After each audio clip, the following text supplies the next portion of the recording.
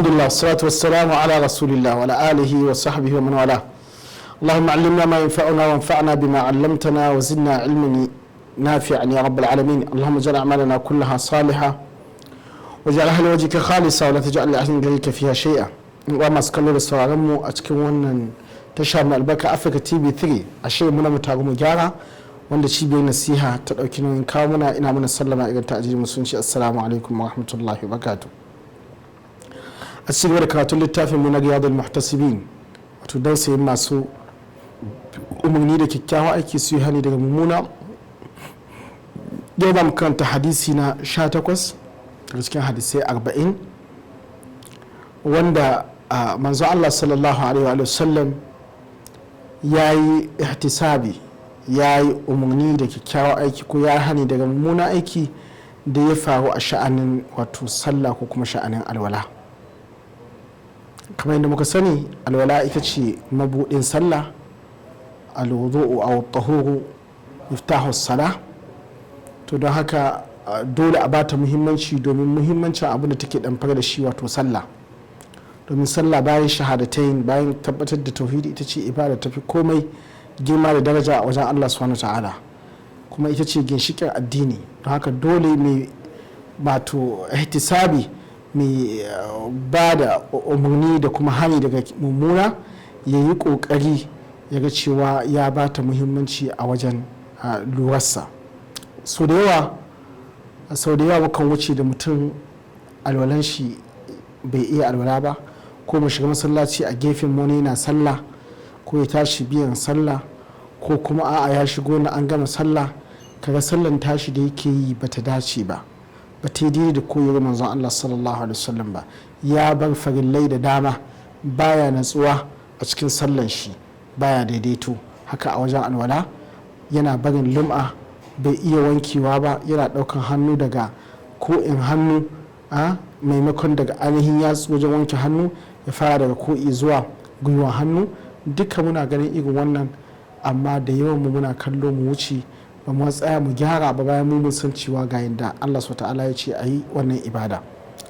To manzo Allah sallallahu alaihi wasallam baya gani ya shigo ga abin da ya san cewa zai cutar da bawa, zai cutar da addinin shi, zai cutar da ibadar shi. Hadisi Abdullah bin Amr bin As radiyallahu anhu qala takhallafa anna an-nabiy sallallahu alaihi wasallam fi safaratin safarnaha fa adrakana wa qad arhaqatna as-salah ونحن نتوضأ فجعلنا نمسح على أرجلنا فنادى بأعلى صوته ويل العقاب من النار قال مرتين أو ثلاثا رواه البخاري ومسلم.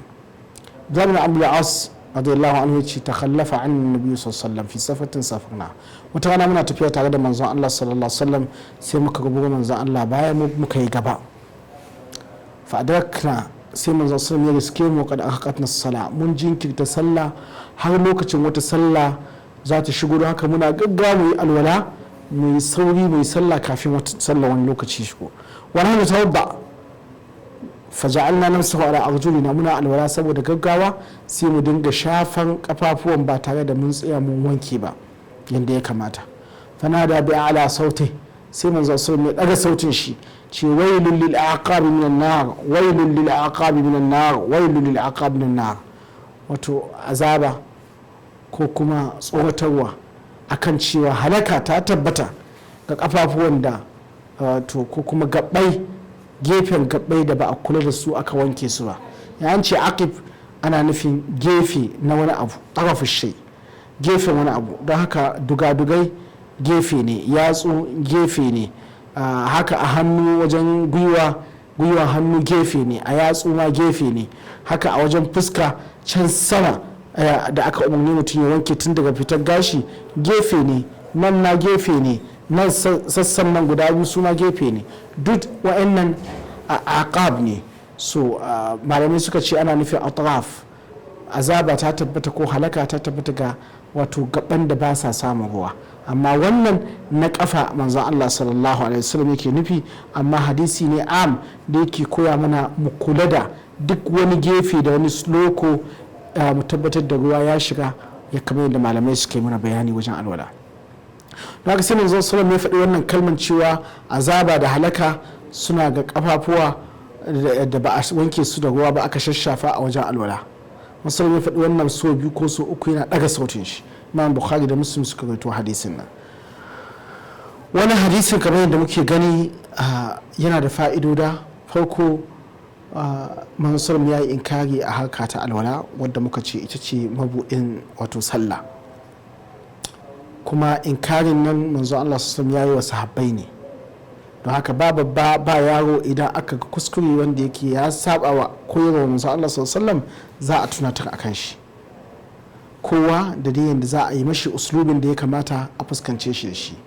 Don haka manzo ya daga sautin shi, wannan kenan mutum da zai hani daga mummuna aiki ya halatta ya daga sauti idan bukatuwa ta yi ta sa akwai bukatuwar yin haka saboda nisa ko kuma yawan cincirin da jama'an da suka yi wanda sai an daga sauti sannan za su ji.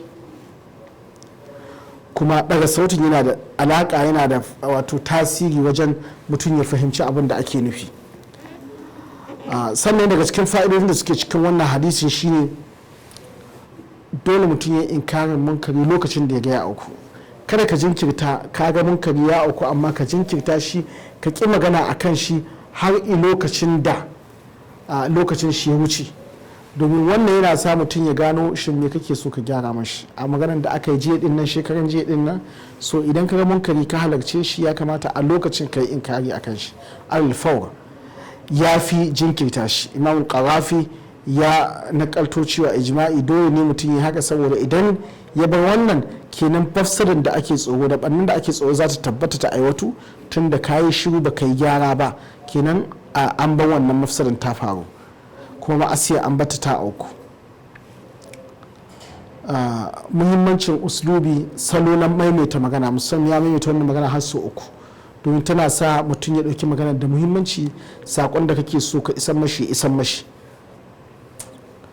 Wannan alƙawarin narko da manzo sun ce wailul lil aqabi minan nar, azaba ko halaka ta tabbata ga kafafuwan da ba a shafa wanke su daga, yana nuna girma na wannan zunubi. Domin zunubai malamai suna cewa cikin abin da ke nuna zunubi babba ne yana cikin kaba'ir shine a faɗi wa'id, alƙawarin narko da azaba ga wanda ya yi shi.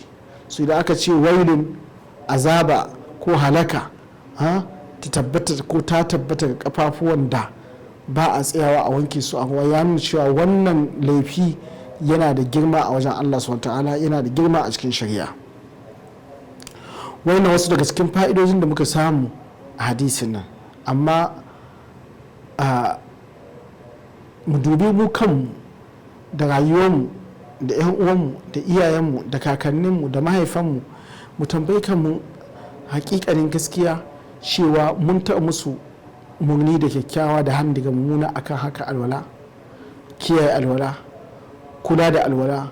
Idan mun ga suna kuskure a cikin alwalan nan mu gyara musu, mu tsaya mu ga alwalansu mu tabbatar ta yi daidai, musamman dattijai da tsofaffi da matasa 'yan mata masu tasowa da yara maza, musamman waɗanda ba sa zuwa masallatai su ga yadda ake ibada. Mu tambaye su ko suna zuwa shin sun san hakikanin yadda ake yin alwala.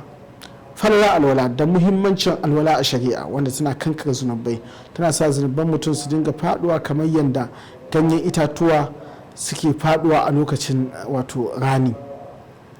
Wannan yana da muhimmanci sosai a gare mu, domin Allah subhanahu zai tambaye mu wa'annan dangi namu, musamman waɗanda suka kusanta, musamman iyaye mata da maza da kakanni maza da mata waɗanda suke tare da mu da matasa 'yan mata masu tashi.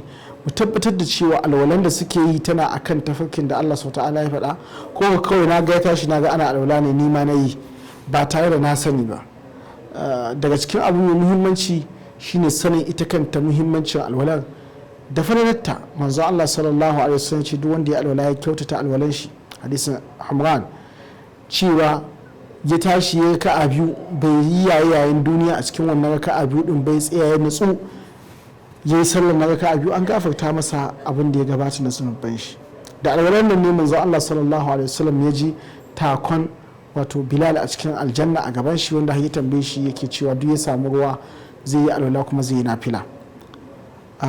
Daga cikin abubuwa masu muhimmanci akan alwala shine hadisin da manzo Allah sallallahu alaihi wasallam ke cewa duk wanda ya alwala, hadisin Umar cewa duk wanda ya alwala ya kyautata alwalan shi sannan ya ce ashhadu an la ilaha illallah wa la sharika lahu wa ashhadu anna muhammadan abduhu wa rasuluhu, za a buɗe mashi ƙofofin aljanna guda 8 ya zaɓi wadda yake so ya shiga.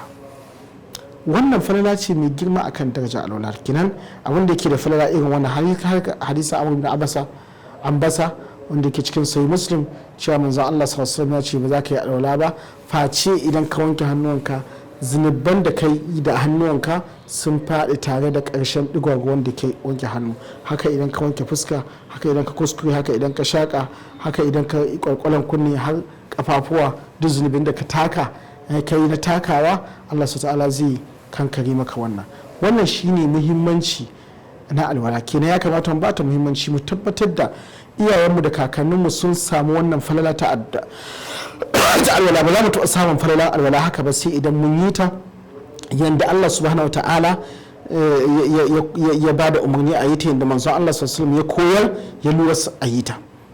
To haka manzon Allah sallallahu a cikin wannan hadisin yayi umarni, yayi hani daga wannan laifi a cikin alwala na rashin wato tsayawa a tabbatar da alwala an yi ta yanda ya dace.